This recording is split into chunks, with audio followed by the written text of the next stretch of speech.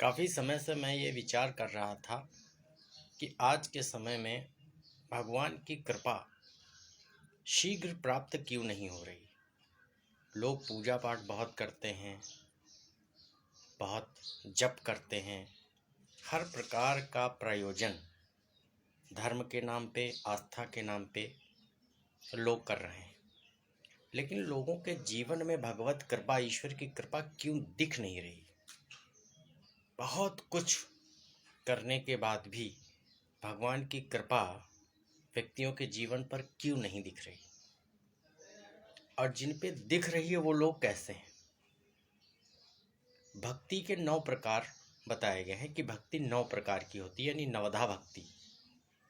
उसमें एक भक्ति होती है कि भगवान को पाने के लिए, भगवान की कृपा को पाने के लिए व्यक्ति का व्यक्तित्व, व्यक्ति का अंतर्मन कैसा होना चाहिए। निर्मल जन सो मोहि पावा, मोहि कपट छल छिद्र न भावा। यानी कि जो व्यक्ति का हृदय निर्मल है, जिसमें लोगों के प्रति जलन, ईर्ष्या, द्वेष की भावना नहीं है। मोहि कपट छल छिद्र न भावा, जिसके हृदय में कपट, छल, छिद्र इत्यादि दोष नहीं है, वह व्यक्ति मुझे सरलता से प्राप्त हो सकता है। ऐसा रामचरितमानस में भी लिखा गया है। नवधा भक्ति में भी है कि भगवान की कृपा उस व्यक्ति के ऊपर विशेष रूप से होती है जिसका अंतर्मन शुद्ध है। और आज के संदर्भ में मैं देख रहा हूँ कि भक्ति के नाम पे लोग बहुत जागरूक हैं, बहुत सारे प्रायोजन कर रहे हैं, कथा में जाते हैं, माला जपते हैं, हवन यज्ञ में अपनी भागीदारी सुनिश्चित करते हैं, सब कुछ कर रहे हैं। लेकिन उनके अंतर्मन के बारे में अगर विचार किया जाए, उनके व्यवहार में देखा जाए, तो उतनी ही ज़्यादा गंदगी उनके अंतर्मन में है। किसी के प्रति अच्छा नहीं सोचेंगे, निरंतर छल प्रपंच में अपने समय को व्यस्त रखेंगे।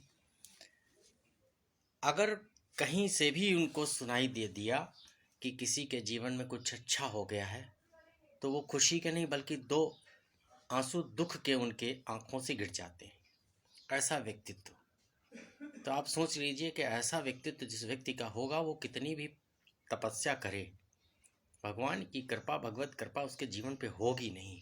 क्योंकि भगवान को तो अंतःकरण से शुद्ध व्यक्ति चाहिए।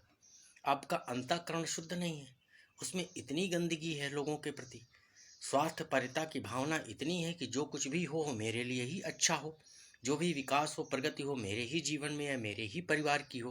बाकी किसी भी व्यक्ति के जीवन में ना तो खुशियाँ हो, ना प्रगति हो, ना विकास हो।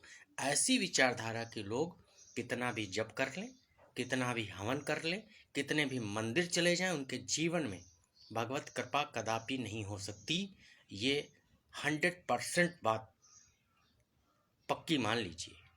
आपका अंतःकरण यदि शुद्ध है, आप लोगों के प्रति अच्छा सोचते हैं, आपके अंदर लोगों के प्रति बुराई देखने का दृष्टिकोण यदि नहीं है, निज प्रभु मैं देखूं जगत, तब तो कुछ हो सकता है।